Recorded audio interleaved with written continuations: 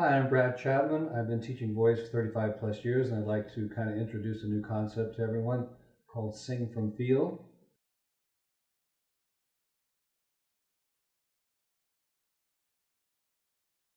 Okay, well, I'm Brad Chapman, and I started out as a musician in elementary school, played various instruments, became a rock and roller in the teenage years, guitar player and singer, and in the 60s, especially late 60s, early 70s, music had to be learned from the recordings. There was nothing written about rock and roll or anything. So I'm one of those old guys that started not totally from the beginning, so I'm not the one who created it, but I had to learn it from the rock masters, Eric Clapton, singers like Ian Gillan and Robert Plant. Those were all the people that I was trying to imitate at the time. And went on, did some major concerts locally, and then went on the road with what we call a nightclub band. Made me a living quite a while doing that. And then went to Los Angeles to try to figure out how to move up in my career, and found a voice teacher that I liked for the very first time, and worked with him. His name was Seth Riggs, and studied with him for a couple of years, and then became his associate. I started performing. I've always been performing, so I started teaching on the side. The teaching took over, and I like the teaching a lot more. And so that's what I've been doing for about the last 35 years. As Seth's associate, I was very technical, and then when I became his partner, pretty much the same thing. What we did was more about technique than as far as the major emphasis than what I'm doing now. Therapy, helping people hit high notes, helping them take care of their voices on the road, things like that. And of course, I still do all those things because you can't function without them. The reason we're doing this video today is mostly because I want to reintroduce myself to people who've seen me in the past, and introduce myself for the first time to people who've seen me for the first time on this video, and then talk about this concept that I call Sing from Feel. And my emphasis on who I am right now is to make sure that the singers that I'm working with that are learning technique, that are improving their voices, are also applying it to the emotional side of their performing. Otherwise, it has virtually no value. A lot of women will admire the Streisands and the Whitney Houstons and now Kelly Clarksons, and the men will admire, depending on style of music, maybe Lou Rawls, or like I said earlier, Eric Clapton, Robert Plant, guys who can sing high. Maroon 5, he's very much what's called a countertenor, and it's very easy for him to sing in almost range, and so a lot of guys would like to be able to do that technically. But because they can't, that's what drives you. You say, well, I can't do that, and he can, so I need technique lessons. And that's great, and I love, and that's mostly what I teach is technique. But when you get to the point where you're going to actually perform, if all you're performing is technique, then the majority of audiences in this world are going to be turned off. If you really want to get across to the major people, the major audiences in this world, if you're not feeling the music, they're really not too interested in hearing you perform. So technique becomes the function of art. It becomes what we do in order to get there, so that we can sing with as much heart as Joe Cocker, Adele. People admire her because they just right away they feel where she's coming from. So people talk about singers like that having an aura around them, and you can make it sound mystical if you want, but it's just simply that's where their conscious mind is on the feeling of the song. If their conscious mind's on the feeling of the song, so is yours. If their conscious mind is on how do I hit that note, then you're not really going to feel much. Well, I just felt like there was something missing.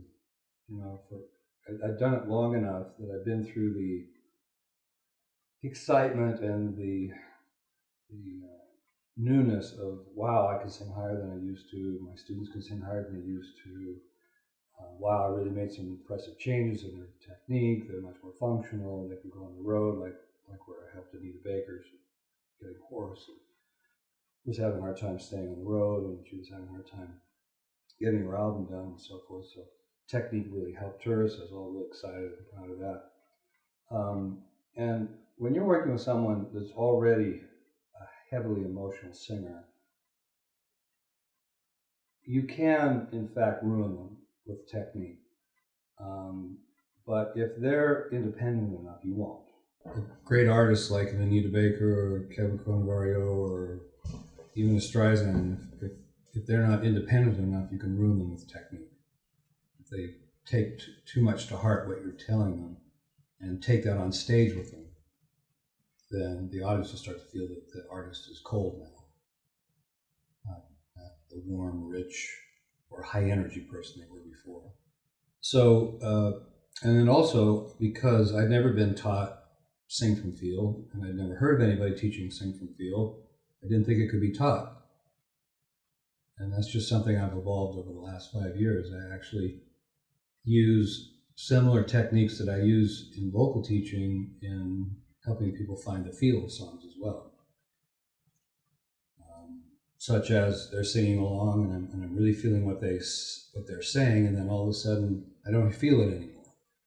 So we'll stop at that point and I redirect them. We go back and talk about what that lyric means to them, what it is they're trying to say. And then when they sing it, again, their mind is off the technique. It's off the grocery store. It's off the day's events. It's 100% on what they want to say at the time. And then the feel's back. And so, especially when I'm doing recording sessions or I'm the vocal producer, that's a big goal of mine, is to make sure that every word, every line has got pretty much 100% of the feel of the artist there. The main reason is so that you know that what my work does is successful. If I had worked with those people and they had become less successful, that would be bad. Or if I'd worked with them and I was afraid they're going to come back and say, oh, that guy's a real jerk, I'm not, don't ever go to him. I'm not afraid of that. As far as I know, everybody I've worked with is pretty happy with me, especially if I talk about them. But the main thing is I just want you to know the credibility of the work.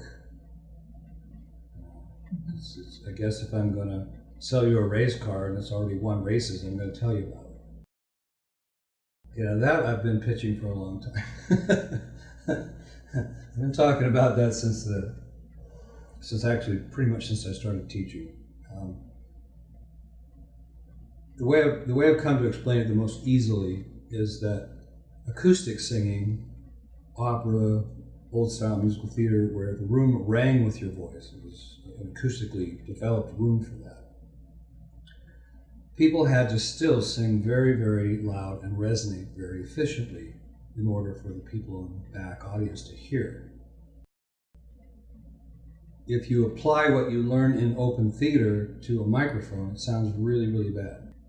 So with microphones, you don't over-sing, you don't over-dramatize, you don't have to sing extremely loud, you don't have to resonate in the room. In other words, those things, it's not only do you not have to, they become a negative. You can distort the diaphragm in the microphone, you can distort the preamps and the board, and that's one of the reasons sometimes you'll see people pulling the microphone away from them. They're singing incorrectly for the microphone and they're compensating by pulling the mic back.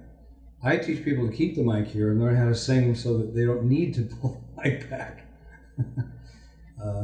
And then there's the fact that you're hearing yourself electronically, which is pretty freaky for people who've never heard that. So in that respect, it's very practical training. If you're going to develop your voice, Kevin Cronin of REO Speedwagon called me and said, I've been on the road and I've created some higher notes and some more dramatic things and I'm having trouble with it.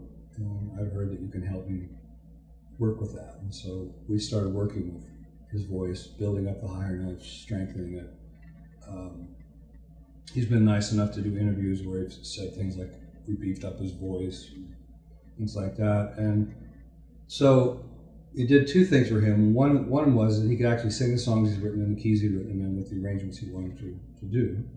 And the other thing that surprised him was that on his next tour, he didn't have to worry about his voice before he got on stage. He told me that he was constantly afraid that when he walked up on stage that he wasn't going to make it that night.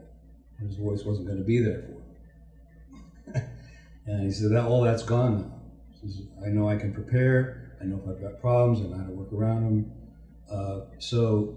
And then also I worked with Bruce Hall, who's the other lead singer in the band, helping him develop his voice. So on the particular album that I worked on with them, they felt gratitude, so they gave me a gold record. And the main reason, again, I displayed a gold record is to let people know that if my work had not been successful, I don't think they would have been appreciative, and I don't think they would have given me a gold record. So it's just it's a way of communicating that what I do works. That it works in the industry that it's supposed to work in, and that I'm not turning rock singers into opera singers.